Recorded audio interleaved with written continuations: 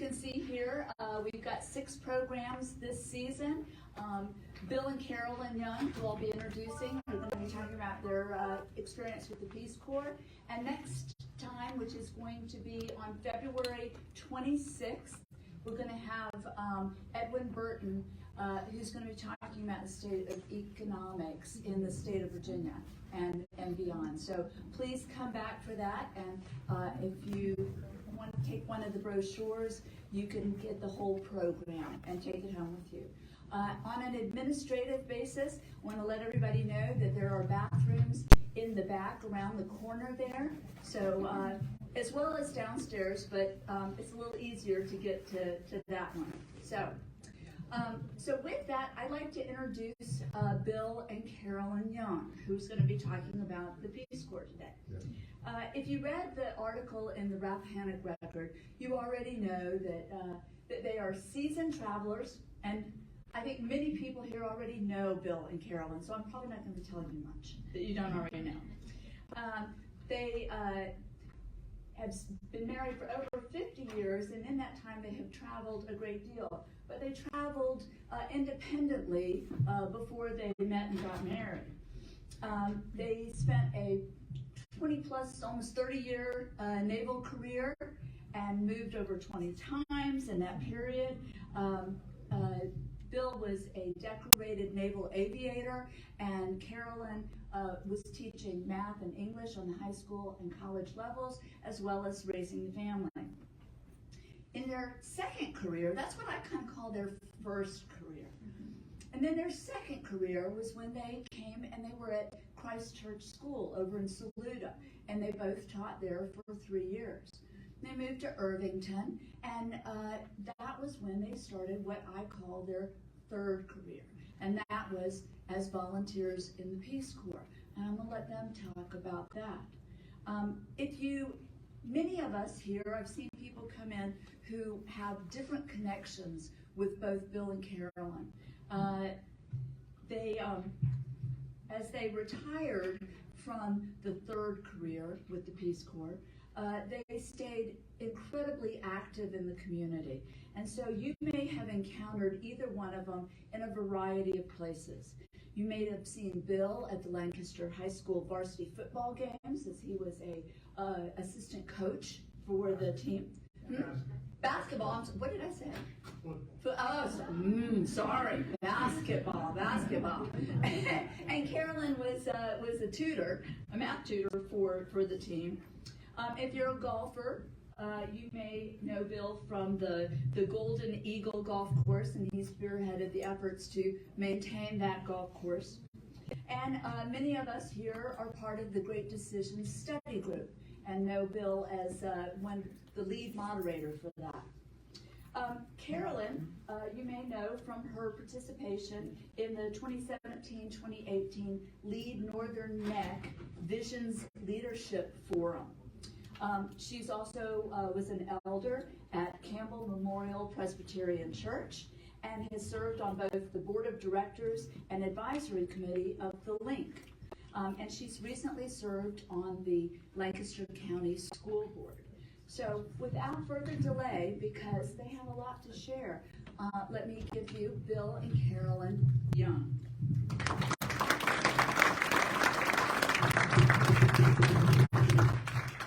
Thank you.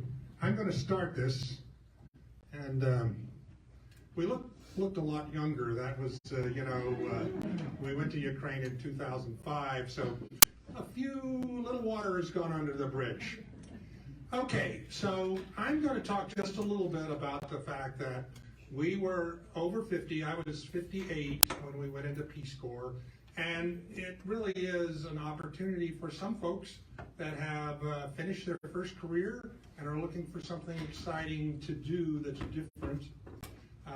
Many of us, of course, had an interest in this when we were graduating from college. We were 22 years old, and we thought this would really be exciting, and we just decided not to do it because life got in the way. Well, there's an opportunity after your kids are gone and you're retired, particularly if you've been in the military and retired.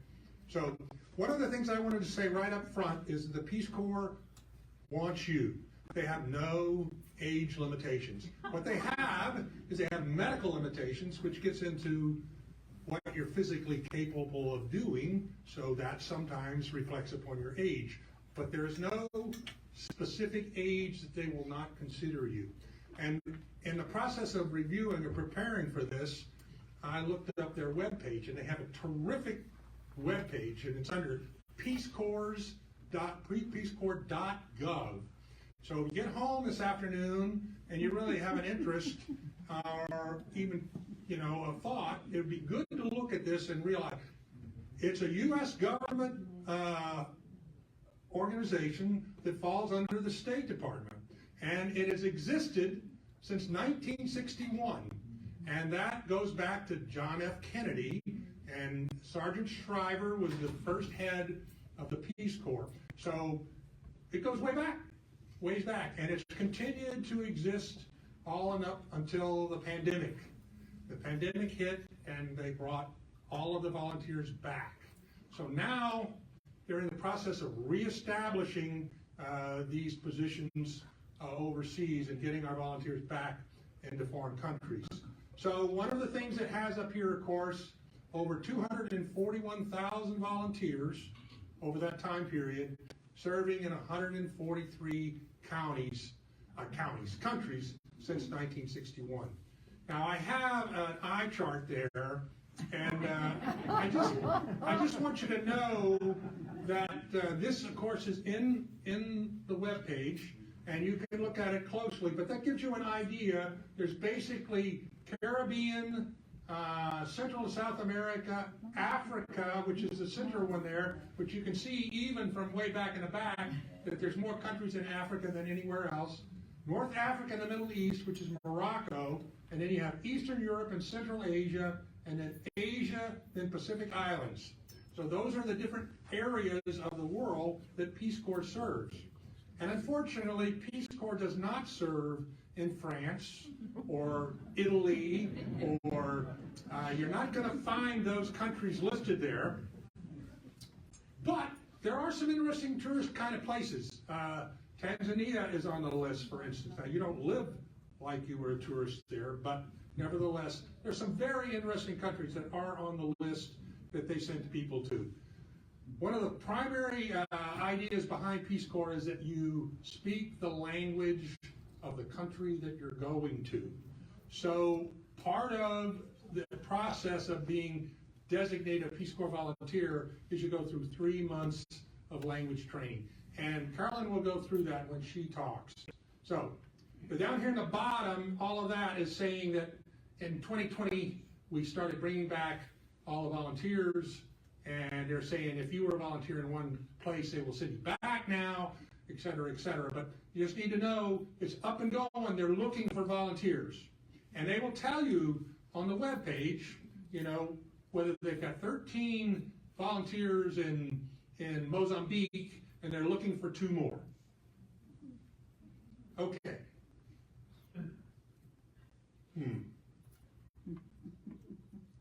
I know what.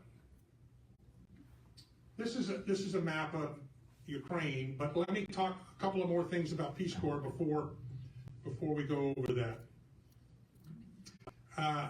It showed you the mission of Peace Corps, and I just wanted to give you 3 basic missions. One is to teach to the people, help the people of those interested countries in meeting their need for trained men and women. In other words, you're going there with a talent of some sort that you have developed, and you're trying to make sure that we train people in that country to do what you know. So that's the first challenge. The second challenge is help promote a better understanding of America on the part of the people served. So you're going as an example of what America is. And so you need to be thinking when you're going through training that many of these countries, you're the only American any of these people have ever seen. So the idea of what you represent is very important to the Peace Corps mission. The third thing, which is probably the weakest link of the whole thing, is help promote a better understanding of other peoples on the part of Americans. So when you return from this assignment, from these 2 years, that you promote your experience. The idea that we are trying to influence other Americans on how big the world really is and how there are good people that live all over the world. So those are the three primary missions. What are the jobs? There are basically just a few jobs that Peace Corps is interested in. The first one is the traditional agriculture. Second one is environment. The third one is community economic development. The fourth one is health. The fifth one is education, which is by far the largest. And then the sixth one is youth and development. So in the education piece of that, which both Carolyn and I went as English as a second language, conversational English, you can teach three different levels: elementary, secondary, or post-secondary. You can teach now, we didn't have it when we went, you can teach math, science, or conversational English. And then third is that you can be a resource teacher. In other words, you can teach teachers. So in education, if you've been a teacher and been involved in administration, etc., they're looking for people that can train teachers in English or math or science. So that's kind of what they're looking for under the educational area. I did not look up the other ones, but it would be a similar kind of thing to have an expertise in those fields. Compensation. You're not compensated very well, but it is a government organization, and therefore they take care of you. And so you have medical, and you have dental, and you have the ability to move you to an area in the country that's going to give you good medical attention, which is usually the capital. But if you're really in trouble, they'll send you back to the United States, or they'll send you to some designated place where you can get medical assistance. Compensation, they provide board. So you get a room, you get a house to stay in as part of the deal, but you are compensated. When we went, they say you're compensated an amount that's related to the specific country that you go to. So it's not a set number. When Carolyn and I went to Ukraine, we were getting $250 a month. She got $250 and I got $250. So we had $500 to spend each month. It was big. But I suspect that that's gone up. But anyway, that would be another thing that you could ask about. And the final nice thing that they give to the young 22, 23-year-olds, after they've completed their tour, they've been saving, the Peace Corps has been saving up money, and when you come back, you have a $10,000 credit that you can spend on, it was meant to be on graduate school, but you can spend it on anything you want. It's called, getting yourself back into America. So that's a nice thing to have at the end, and many times that's also one of the reasons why they stay for a while. Okay.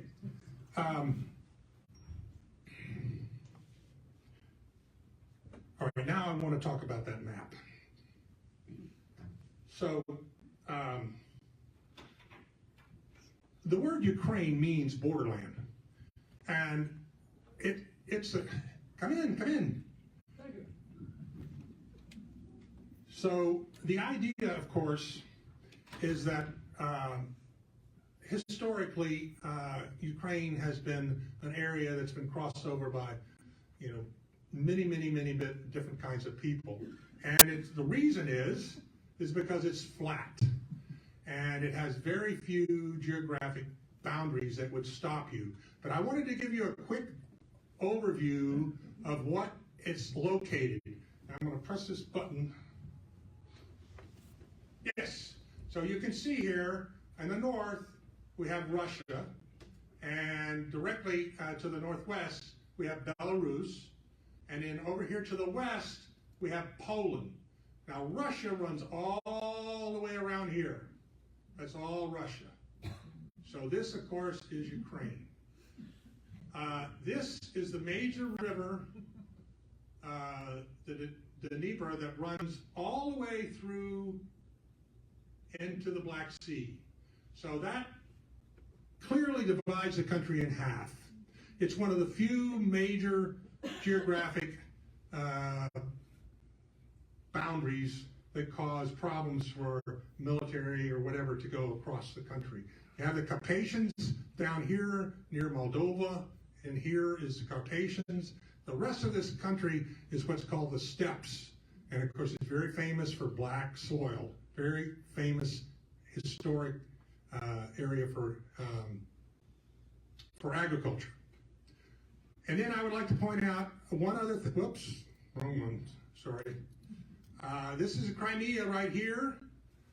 And that, of course, is going to be part of our discussion today.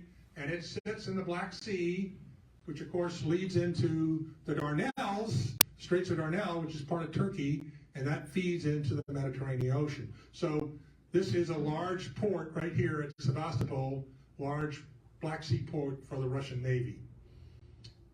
This is Lugansk, and here's Donetsk. So this is the area that we're talking about that the Russians have invaded and taken. And here up here is Kharkiv. Right there is Kharkiv. Now Kharkiv was under invasion and they basically have backed away. And of course, like I said before, Kiev. Now, interesting to say, and I'll stop. This map has got Kiev. Okay, so Kiev is the Russian way of spelling Kiev. So it's a clear indication. When we were young, you saw Beijing and you saw Peking. That was an indication of national China versus, communist China. Well, it's kind of the same way here. Whenever you see Kiev, K-I-E-V, then you've got to wonder about what the political issues are, because it is not, Ukrainians do not spell it that way. But this is an older map. So, but you can see that's right there on the river. Okay. So, Carolyn, your turn. I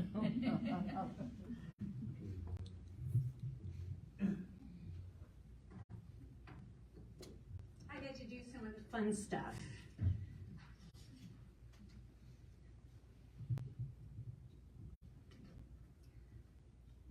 In the late spring of 2005, Bill surprised me with a question.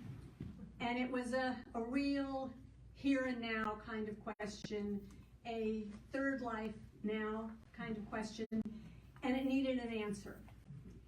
And so he said, okay, what are we going to do next? What about our last hurrah? And so almost before thinking, I said, how about the Peace Corps? Now, we've been married a long time. But some months before, our youngest Jonathan had sat me down at the kitchen table. It was Christmas vacation. And he said he and his girlfriend Shannon, who were fourth years up at UVA, were going to get married right after graduation, and then they were going to go into the Peace Corps. They ended up going to Costa Rica. Well, I tell you what, those two words, Peace Corps, had planted the seed in my mind, and that was why my quick the quick answer that came out. Okay, crazy is that the very next day we ended up at Peace Corps information session at William and Mary. We, of course, look like parents. And after the meeting, and it was a big group of kids, mainly a big group of people, kids, yeah, students, is we signed up on the spot. Now the application process, it was long. A lot of pages, a lot of resumes, references, interviews, and the way they interviewed a couple, they would interview us together and ask the usual questions you might guess of goals and experience, talents, that sort of thing. And then, unbeknownst to us, but brilliant from their point of view, is they divided us. And they interviewed us individually to find out if one of you wanted to bail.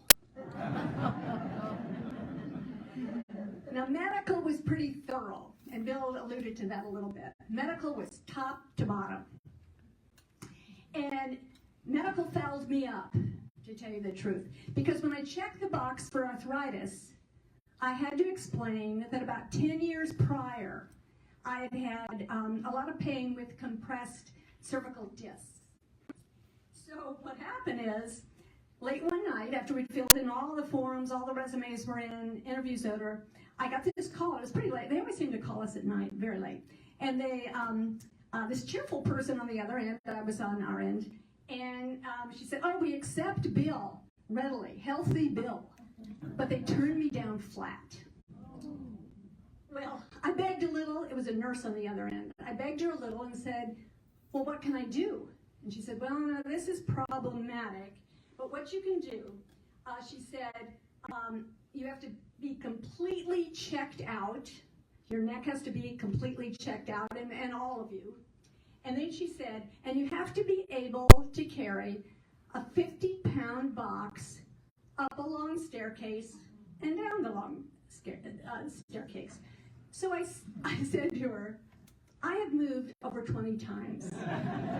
I have moved a lot of boxes. We made it in. Okay, we requested Asia. You could. Bill explained a difference in the application. This is so open now. It was a little mysterious for us. We had no idea of where in the world we would be going, literally. But we requested Asia, specifically China or Mongolia. My medical problems took too long, and those positions were filled. Then our Peace Corps recruiter countered with Jordan. I'll take you back a few years here, because now the Navy ship USS Cole had just been bombed by terrorists. And then some good Navy friends later said, Bill, you look too military. And worse still, you look CIA. We turned it down. But one last try, and as Bill said, they really want older volunteers, and the Peace Corps director in DC at the time was about our age, and was really pushing for those volunteers. And we fit the bill on that, so that's why the third try. And the recruiter called, again, late one night. I answered the phone, and he said, you're nominated for Ukraine. I said, great, hung up, and said, Bill, get out the atlas. Okay, now, I'm going to tell you our story. Well, I've got this. Okay, I'm just going to tell you, okay, Bill, this is obviously Ukraine. Even in the back, you can see it's the wider, so you can see where that is. We had first gathered 115 of us, volunteers who passed through all the wickets, gathered in Chicago for what was called staging. That staging meant that we were bonding together for those days, and they put us up at a very, very upscale hotel in Chicago. Oh, welcome to Peace Corps. We flew from O'Hare in Chicago. We flew to Frankfurt, to Kyiv. We were there a number of days for lots of shots and some cultural, technical, a little bit of languages. And then from there, we spread out throughout the country. We went, my hand will shake because I'm using my left hand and I can't do this, but anyway, Kyiv up to Nizhyn. Let me switch hands here. Hold on. Yeah, I think, yeah, for some reason. Okay, that's just me today. Okay, from Kyiv, we were given the site. Well, you get to do it too. Something wrong with this. We need a volunteer. Okay, get us to Kyiv. I don't know what this is. Okay, talk. Okay, northeast of Kyiv is Nizhyn. That was our first site, and that's where we had 3 months of language training. Language training, 57, 58 years old, and we had it 6 to 8 hours a day. And homework. I pulled an all-nighter several times. Who did that except in college? And so we were there for 3 months.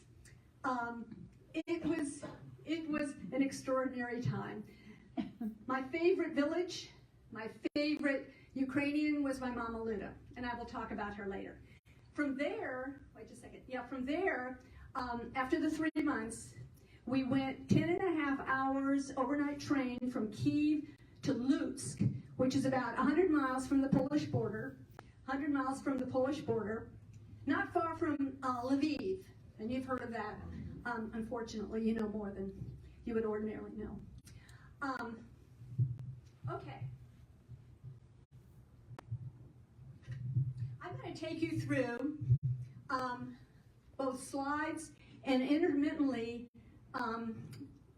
small portions of emails, blast emails I sent out. And from the very beginning, either it was every day, depending upon what I needed to say or to get my stress out, or I averaged about every 2 weeks, and they were long emails.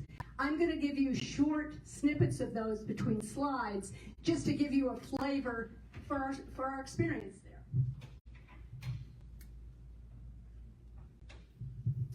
Okay, this is the very first email I sent out from Ukraine. October 7th, 2005.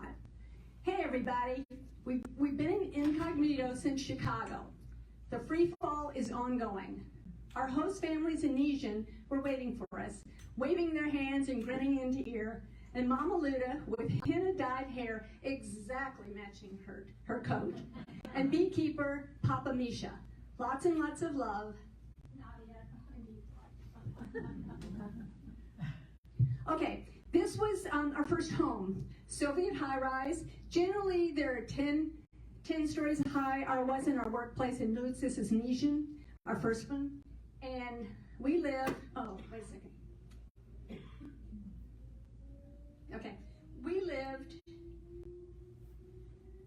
on the 3rd floor. That porch comes out from the living room. And what Luda would do, at least 3 nights out of the working week, would put a candle in the window. This was a quadrangle of high-rises. The candle in the window said, "Come on over, it's party time with Carolyn and Bill." And then with vodka, with wine, and with torts and cookies, we would while through the night and be so sleepy-eyed the next morning at class. Okay, these were our Peace Corps volunteers, our initial cluster of volunteers. A little bit younger than us. Okay, obviously Bill, Carolyn, and then, and they're from all over the country. The one who's not in here, who must have taken the picture, was Marissa McAuliffe, Terry McAuliffe's niece. I never heard of Terry McAuliffe when I went over there. Okay, I want you to look in the back. This comes out of high school or college, but we're a little bit older. And these are all the papers, declining, adjectives, how to get to the post office, all these things, day after day after day. And all-nighters, as I said. Okay, this one I love. Okay, shortly after we'd been there, it couldn't have been more than a week, Mama Luda says, okay, Carolyn and Bill, you have been invited to go to the mayor's office to be interviewed, to let the village of Nijin know who you are and why you're here. Okay, there's mayor, assistant mayor, Carolyn, Bill, and cluster member 75-year-old Ann. Mm-hmm. Ann lasted about 7 days. She somehow made it through physical without literally being seen. She had a lot of difficulties while we were there. Okay, this is the funny story.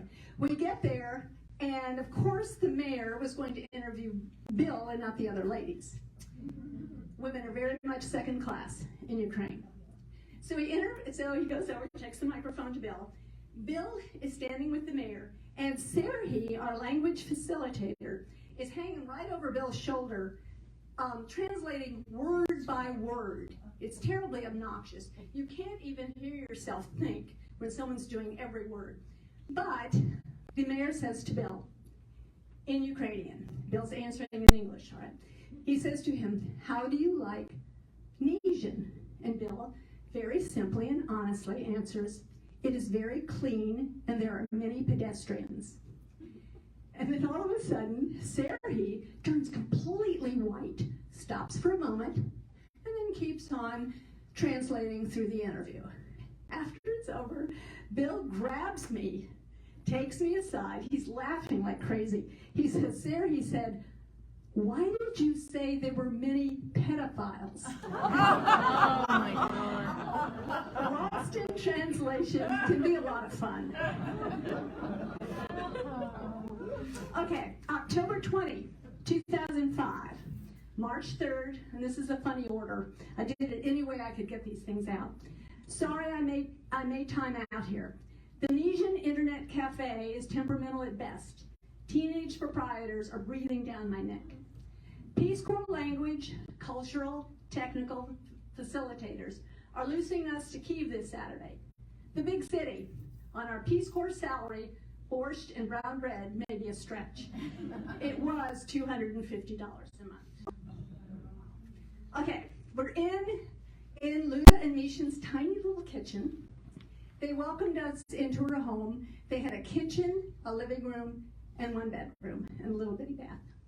This was in Misha's and Luda's kitchen. Bill, almost every night after we did some homework, would either be peeling beets, peeling potatoes, or usually cracking walnuts, because beekeeper Misha lived out at Apasica, which was the bee farm, and he had many, many walnut trees. So Bill would not participate in the language study that Luda and I went through every night.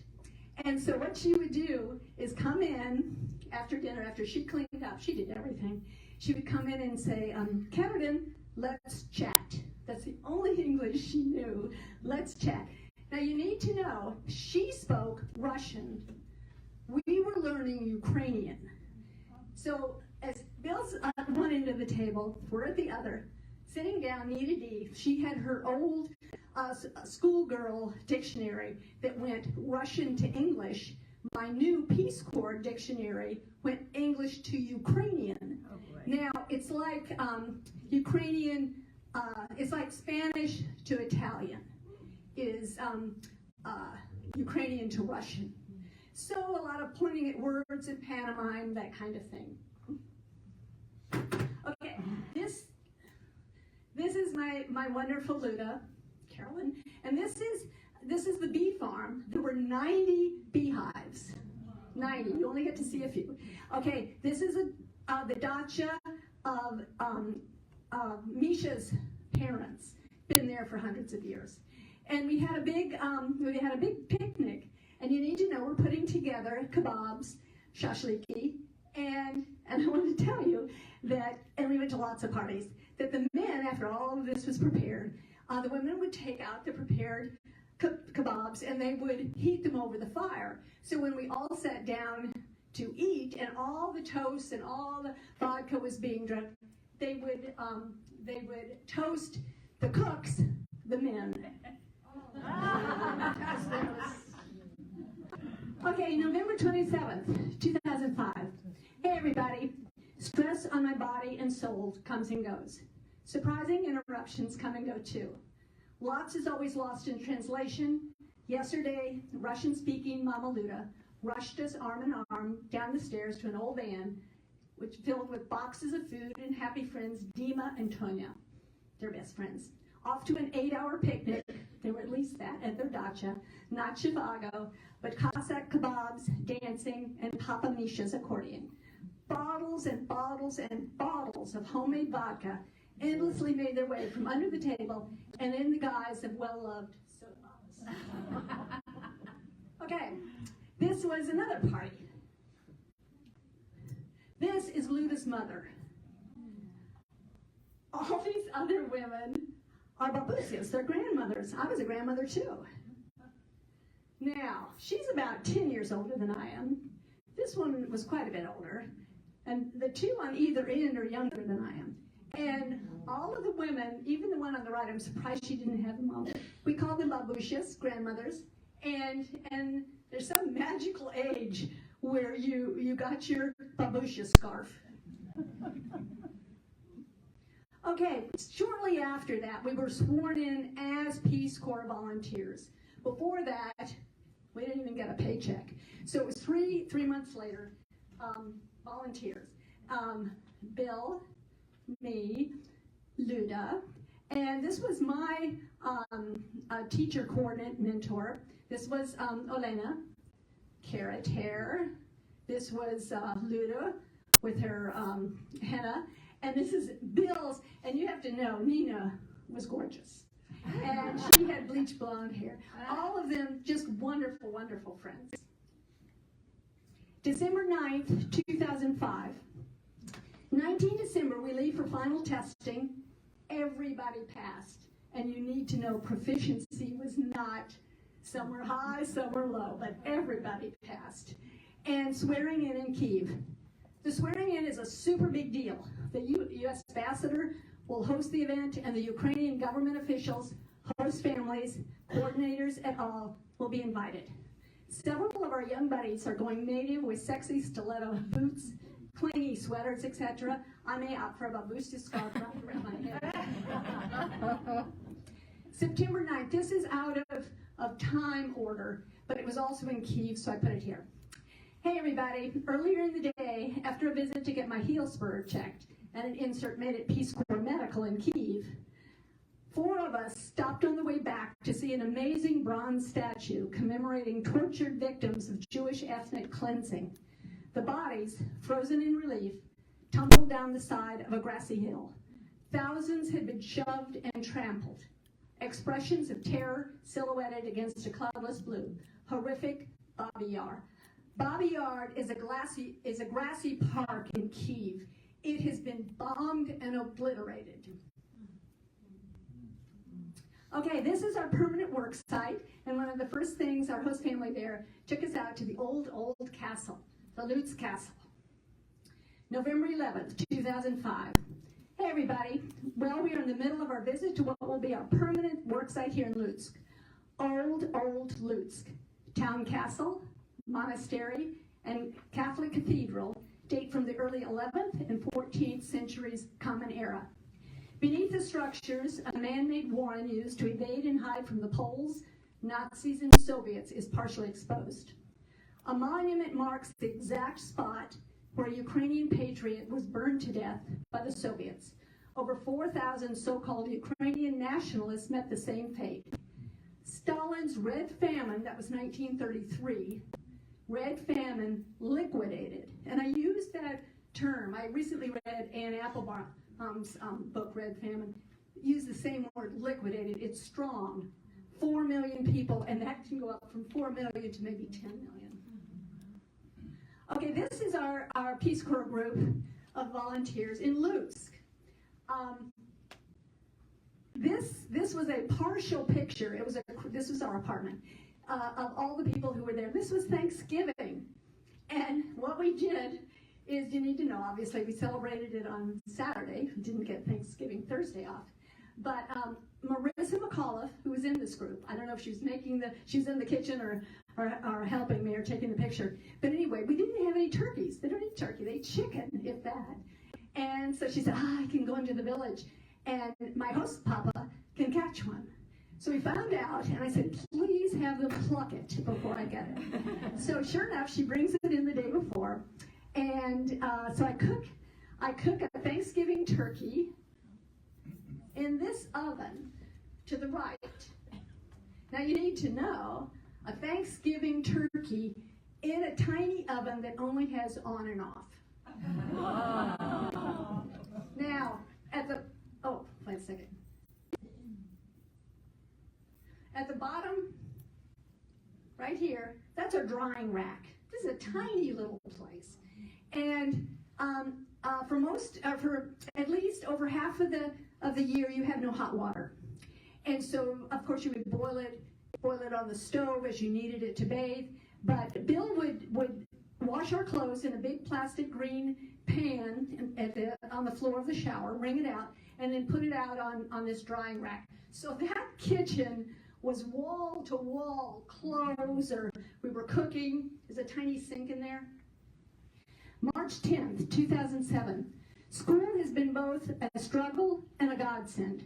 Unexpectedly, and in the middle of my lecture, a very Soviet-looking middle-aged man and a woman screaming a mouthful of what were quite obviously off-color words loudly disrupted my classroom.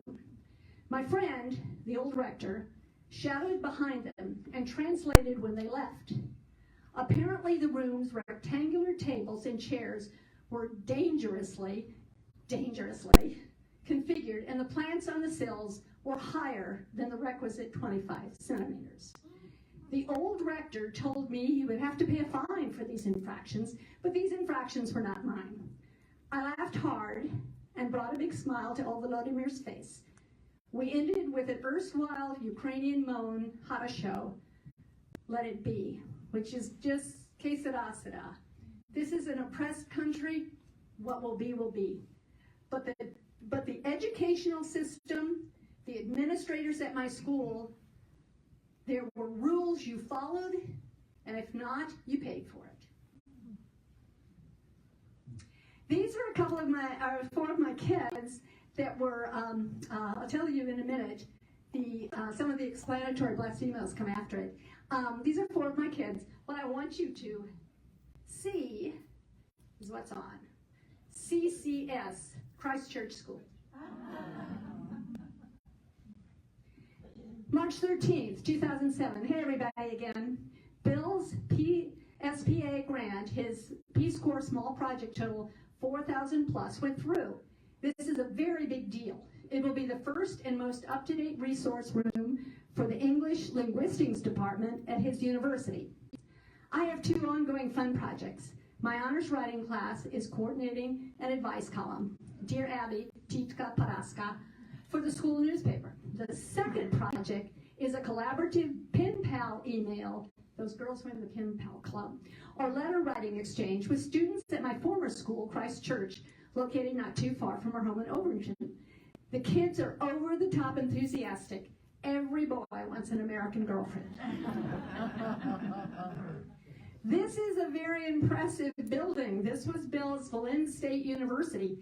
I taught at school number 1. My students were better than his. Mine went off to university in Kyiv. I get to brag about it. But this was very impressive. It was the former Ukrainian Communist Party headquarters. This is what they get. The statue is of famous poet Taras Shevchenko, who lived who wrote poetry in the Ukrainian language, wrote it in the language which was a peasant language. Government, schools, post office, all official work and conversation was in Russian, and so the fact that he was a peasant poet was amazing. You'll still hear his name at this time. Okay, these are Bill's softball girls. I don't need to do this, but here's Bill with his hat on backwards. These girls are having so much fun because first time out, when we gathered them up, some from my school, some from Bill's, some from some other schools, they had never had a glove in their hand, never thrown a ball. A couple of them came out to practice in their stilettos. It was an amazing group, and I'm going to talk about this right now. April 22nd, 2007, Cinderella Story 2. Lots of Cinderella stories in our story. Bill's softball girls. After months of excruciatingly slow progress, Lutz got its very first officially sanctioned, registered Little League, registered U.S. Little League girls softball game. 2 nights before the opening game, President Bill, coaches Doug, Steve, and I nursed premiums, which were Lvivsky premiums out of Lviv, at the Ship, our favorite PC bar. The guys were sweating bullets. Will there be enough girls? Will enough girls show? Will the fishnet backstop hold? Can they really bat, field, and pitch for an hour and a half? Yes, they did it, and in front of 100 mystified Ukrainian spectators. Most of the PC kids came in from the villages, and I heard comments like, "This is what I thought Peace Corps would be like. This is the first smile I've had on my face since I've been here. And hey, where's the beer and hot dog?" Our Lutz Dodgers beat Kievsky Tigers 18-6. And these are Bill's boys. Actually, they're my students. He and on the left is the athletic director at my school. These are their boys and basketball boys, and they came in number 2 in the city. Now this is at the end of the day. Every day in Eastern Europe, we would text Bill and Doug O'Brien. Some of you have met him. He was also a Peace Corps volunteer, a little bit older than we. And I would text. Bill's at the university. Doug's at the Pedagogical College. I'm at Special School number 1. Somewhere in the middle of the day, I would get this great message, which bar? And this was our favorite, the library bar. And these were our favorite waitresses. Okay, this is towards the end. We visited a number of times, not too many, but would go out to Nijin, as I said, our favorite mama and our favorite village, Nijin, and would go out, and this was a farewell party for us. This is Misha and Bill, after having a fair amount of vodka. I am certain they're singing the national anthem. And the other thing is, you have probably read this. It's jarring at first, but there is a line in the national anthem that says, "We are not dead yet," which sounds foreign to our ears, if not funny or something, until you have read the history of this very oppressed country. We are not dead yet. June 7th, 2007, last email out of Ukraine. This brief note is the last one for me. This embedded reporter is heading home. I'm spent and out of time. We're heading out for the airport, a 2-hour layover in Paris, and then on to Dulles. Grandbabies are coming, and I can hardly wait. Lots and lots and lots of love. Carolyn, aka Nadia, wife of Victor. And this is my last picture I wanted to put up, to bring it around to the here and now. This is a picture I actually bought to remember Nijin. This was our train station we came into in Nijin. This is not Luda. Luda did not wear a scarf. But this woman was so reminiscent of what I remembered. The weather, the trains, the babusha. These grandmothers are the spine of this country. There she is, scarf on, and babushka plastic bag. Things have changed a lot in Ukraine.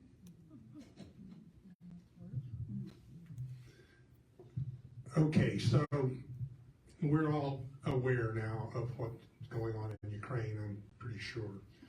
And I'm a history major, and while Carolyn was doing all that language training that I couldn't quite handle, I could have handled it, but just, yeah. So I studied. We had a book about Peter the Great, and I read through them a lot about Ukraine.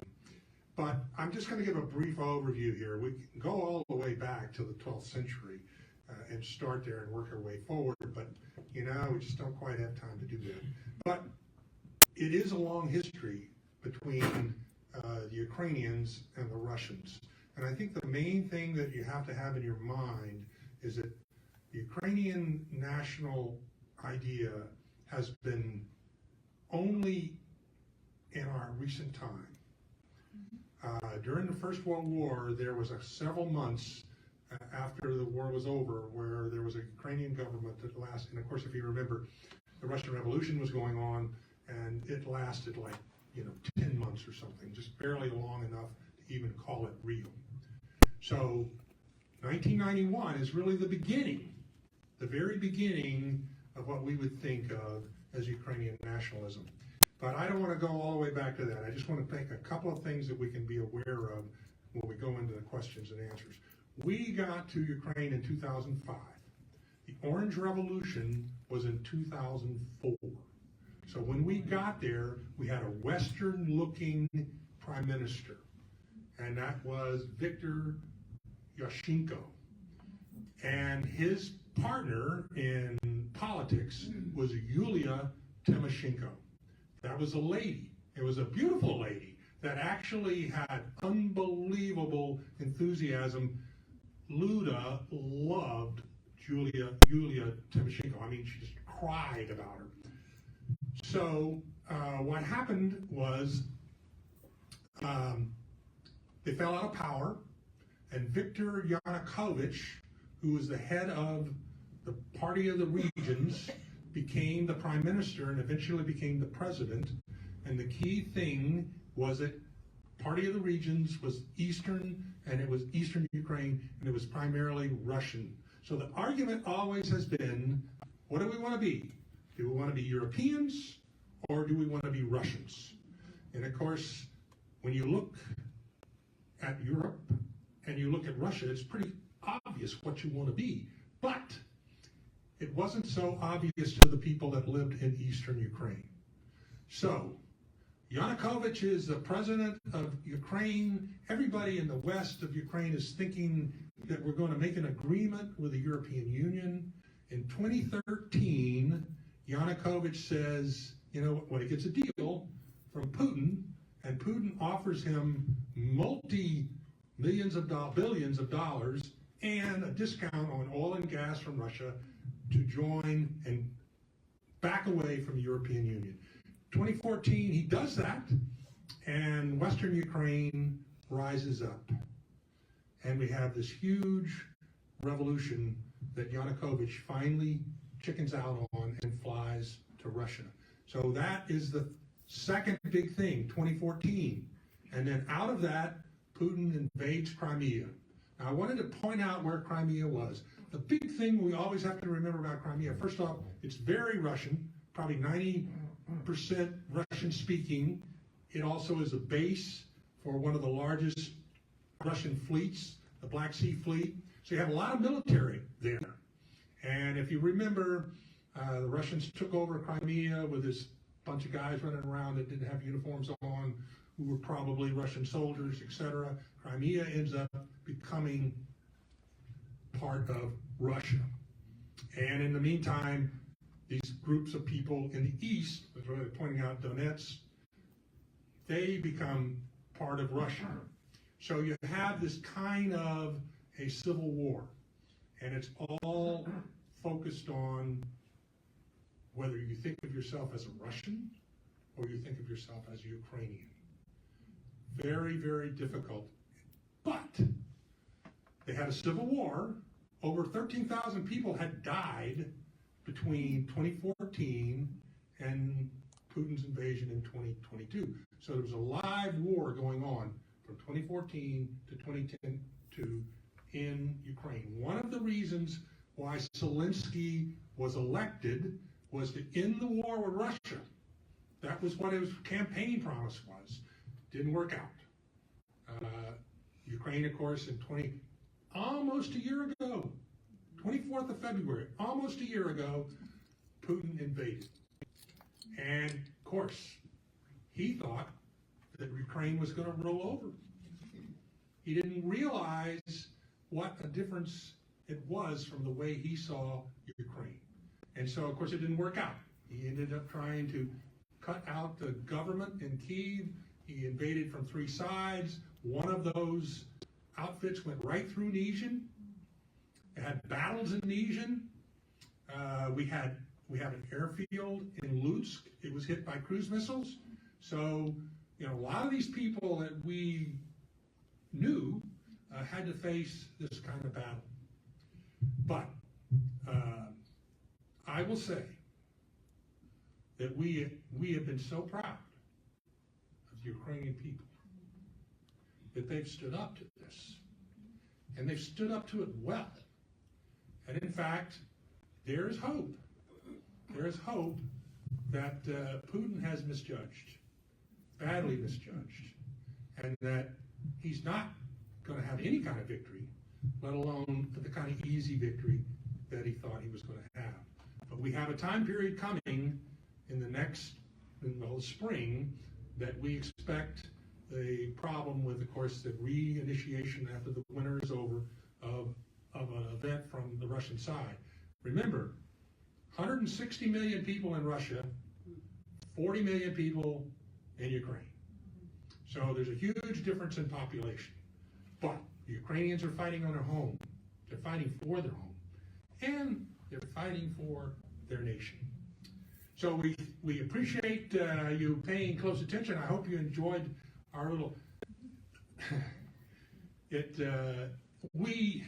As most things like this, we had great ups and we had great downs. It wasn't flat anytime. But we look back on it fondly, and we are really, really proud all those people that you heard on TV, that were mainly ladies that were Ukrainians, 6 months ago, we taught them all. They all were from Lutsk. Okay, questions and comments. Somebody get the lights?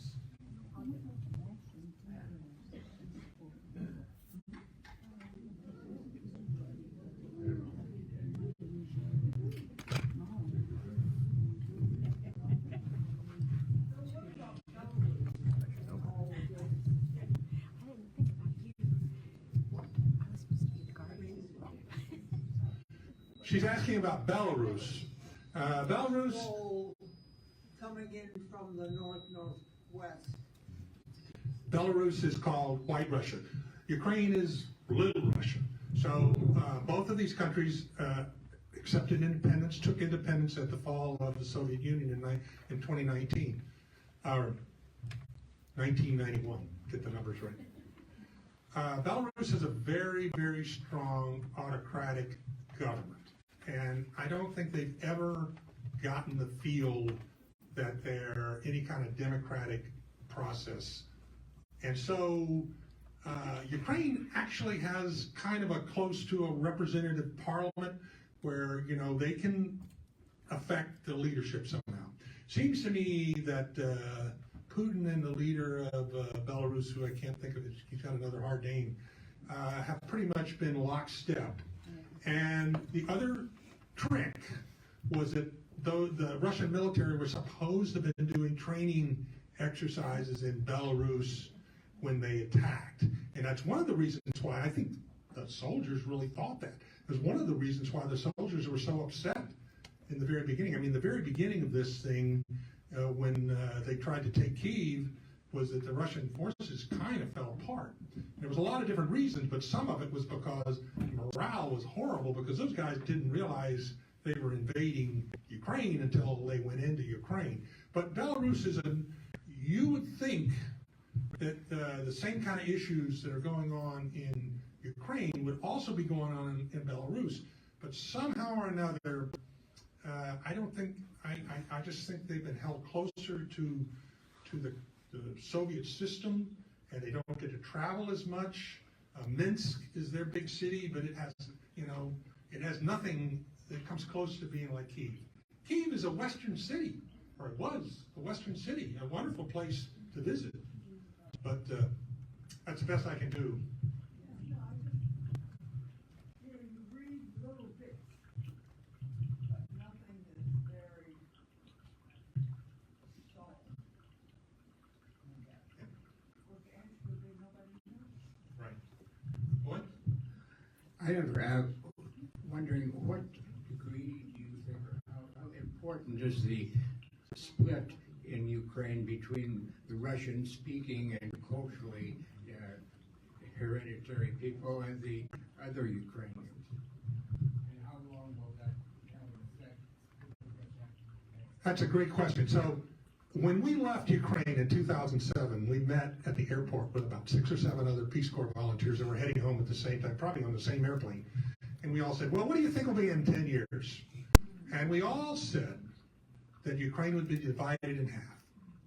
And the Russian speakers would be in the east, and the Ukrainian speakers would be in the west, and the river would divide, and then the issue would be, well, what is Kyiv?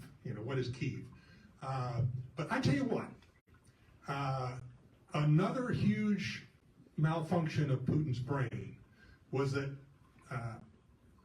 that idea of 40-60 or something. I was going to say Viktor Shevchenko, when he won the election, which was the Western guy, won with 52%, and Yanukovych had 44%.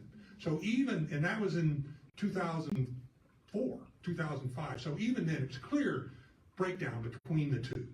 But nothing like being invaded and having Russian troops land in your backyard and kill your cows and chase your women and steal everything they can get their hands on. Huge change in point of view. Huge change. And the fact that your country is getting invaded when you have a good idea that you didn't do anything to cause it. So I think, again, that Putin misread that badly, but he did. You have another question? Well, I was, Is this ready? I just wanted you to expound a little bit more on the language difference between Ukraine language and the Russian language, because I've always heard that, well, they all speak Russian. So I was just interested a little more in that, I guess. Sure, and that's a great question because I think it is really, really important because Ukrainian is the language of the serf. It's a class thing. In Ukraine, for most of their history, all their academics spoke Russian. All their legal people, everybody that had anything to do with the state, spoke Russian. So the Ukrainian was the language of the peasant. That's why Taras Shevchenko was so important, because he died in 1860. So he was a serf. I mean, he wasn't just a peasant, he was a serf, which is very, very similar to being a slave. I mean, almost being a slave. So you had this huge difference between Russian being the nobility and the Ukrainians being the serfs or the peasants or low class. So it's a lot more than just the language. And then the final thing I would say is they're similar, but they're not exactly the same. In fact, they're not. Ukrainians can understand Russian, but they can't speak Russian. Russians, they want to ignore, Ukrainian. They don't want to even try to figure out what it is because you should know Russian. If you're educated, you should know Russian. So 1991, the Ukrainians tried like heck to make Ukrainian the national language, and they got so much blowback from Eastern Ukraine who couldn't speak Ukrainian. All their education, all the government things, all the taxes, everything was going to be in Ukrainian, which they could not do. So huge, huge issue. And so in the early 2000s, they made it like a bilanguage situation where you could do both. But I think, I'm not sure, but I think they've gone back to Ukraine. They should have gone back to Ukrainian being the national language because of what their attitude would be toward Russia. But I still, there's so much to this difference in language issue that seems not such a big deal, but it is a very big deal. Oh, you were just agreeing with me. We have the same thing here. Yeah. Can you understand the hillbilly from West Virginia? No, I mean, Yeah. in this country. But the thing that I was always amazed about traveling Europe was how multi-language most all Europeans are. And it was brought to me very clearly by a colonel in the Bundeswehr, the German army. He said, David, he said, when you travel from Washington to New York, how many languages do you use? I said, one. He said, when I travel the same distance in Europe, I have to use 4 different languages. He spoke 8 languages fluently. When I called my school special school number 1, it was special. It was a terrific school. But it was indicative of many other schools. This is an answer to your question. This is one high school in a rural area, or it was a town. But anyway, a rural area of Western Ukraine. At graduation, those kids spoke fluently 4 languages. They started English in the first form, which is like first grade, as did everybody. And then at home, they would know Ukrainian and Russian usually both. And then they would either add German or Polish. So you're absolutely right. And we can do so much better.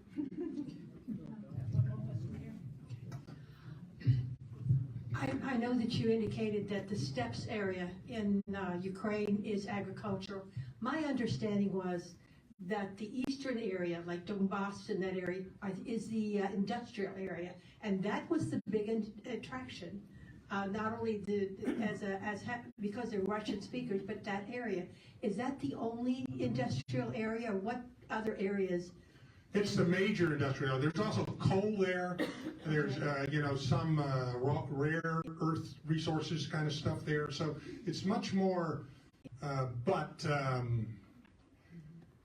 what happened, as Carolyn mentioned, in 1933, Ukraine had a huge population loss, and the Soviet Union in 1933, sent Russians into Ukraine as immigrants, and most of them went into the east because that's where the industry was being developed, and so huge steel mills, all those kind of things that you would think with industrial, but very, very dirty. I mean, that's why we didn't, we're talking 1940s, 1950s kind of industry. And so one of the things, of course, that's one of the things that drives the age problem with because the air in the east particularly was so bad. But one neat story, when the Germans invaded Ukraine, Ukraine was so famous for their agriculture. They have this thing called the black soil, which is a real definition of a certain kind of soil. Germany actually tried to excavate soil and take it back to Germany. So it obviously was pretty good. Okay, you had a question? Yeah, I just have a general question. I guess I gather the length of your assignment was 2 years, and I'm wondering if there's flexibility in the length of the assignment or different options for older volunteers. And a friend of mine specifically told me to ask you about Peace Corps response, which is assignments from 3 to 12 months for kind of a very targeted assignment. I just wanted to get more information about that. Good question, because they don't like to tell you. It's actually 3 months of training and then 2-year assignment after that. But you can go home anytime you want. The deal that goes back to is young people being there 3 or 4 months or something, saying that, I need to go home, I'm tired. And then Peace Corps say, no, you can make it. And then they go back and they kill themselves or do something really stupid. So the history of the Peace Corps is, if you ask to go home, you can go home. And you're a volunteer. Now the government has put a lot of money into you and your training, and it's all paid for. I mean, they pay your way back. But it is a nice thing to know when you have grandkids that are coming, or... Just because if you go to Peace Corps headquarters medical and you say, for any reason, I want to go home, it's not just you can go home, they will send you home. So you have to be careful. It is a very, they really are very rigid about that. Now the other thing she was asking about, and you'll see it on the webpage, they have these special pop-up projects, and they can be in some really interesting places, and for several years we used to watch it, just to see where they were, because we both had experience in Peace Corps, but usually they're looking for a special kind of person to do that. And in education, you need a master's, and you probably need something that sets you up, well, it needs to match up with what they're looking for. So, but it's a good thing, and it's a nice way to, not commit yourself to so long. Usually the language requirement is not there. Almost the tradition of Peace Corps is language. And so they are committed to that 3 months. And they work real hard, and they pay a lot of money because they bring in all these teachers, all these local people to try to teach the language. So they're committed to that, but it can be done without, for older people, especially older guys, it can be a real challenge, and they understand that. But anyway, good question. We're going to take one more question, and then we're going to break for coffee and cookies, and Bill and Carolyn will stay around and be available to answer your other questions. Did you have one more question?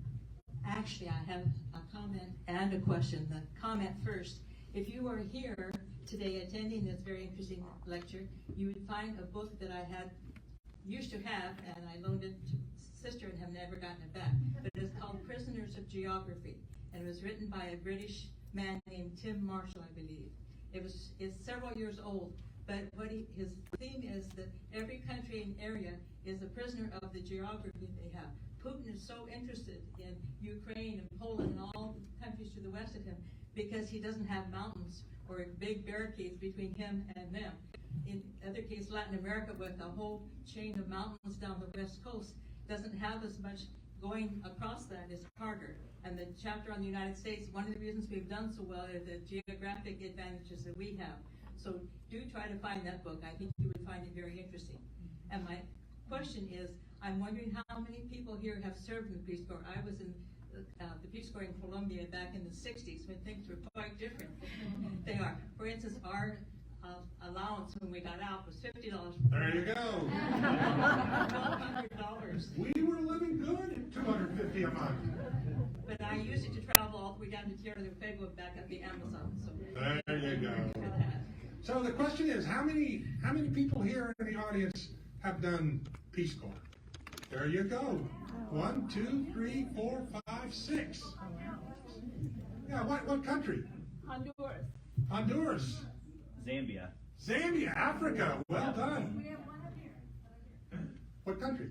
Well, to start with, the Tanganyika territory. Right, it changed. Independence and then the revolution and all that. Anyway, Peace Corps won. 1960. Wow! Amazing! Well done! And then Harry, one of the people I recruited for the nurses. Could you put him on a microphone, please? We can't hear him. Good point. Sorry. Sergeant Shriver sent my lovely Patricia a nice note saying, "Dear Pat, we enjoyed your hospitality so much, and visiting you and all that, but you're fired." I was a staff member, and she Was a volunteer. volunteered. And the both of the volunteers. So he was original #1 class Peace Corps in 1960. And what was called Tanzania now, but was called Tanzania or something close to that back then. Yeah. Oh, good idea. Yeah. I know you all saw her in the process of Trump's whatever it was, impeachment. Yeah. But this lady really lived through what we're talking about, and of course she was out of there before 2024. But the point of the matter was, all kinds of crazy things